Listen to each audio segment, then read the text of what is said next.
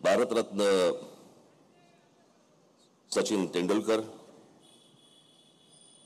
व्यासपीठावरील सर्व मान्यवर आणि माझ्या जमलेल्या सर्व क्रिकेटप्रेमी बांधवांनो आणि भगिनींनो,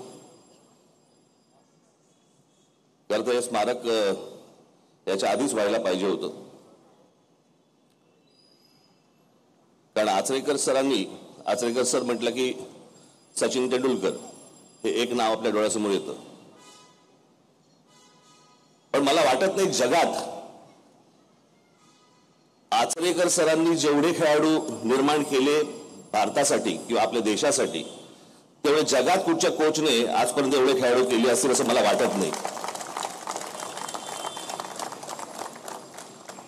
आणि खरं तर अनेक गोष्टी ज्यावेळेला आपल्याकडे भारतात महाराष्ट्रामध्ये होतात त्यावेळेला अशा लोकांची खरं तर नावं द्यायला पाहिजेत, जेव्हा फ्लायओव्हर्स होतात, ब्रिज होतात, रस्ते होतात. आमच्याकडे सगळ्यात मोठा रस्ता हा दारटिटीचा जो जातो तो महात्मा गांधी रोड आहे. पण महात्मा गांधींचे जे शिष्य गुरु होते गोपाळकृष्ण गोखले, हे आमचा गोखले रोड.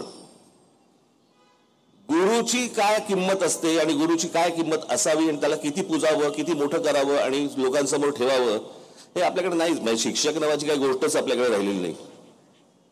माझ्याकडे ज्याला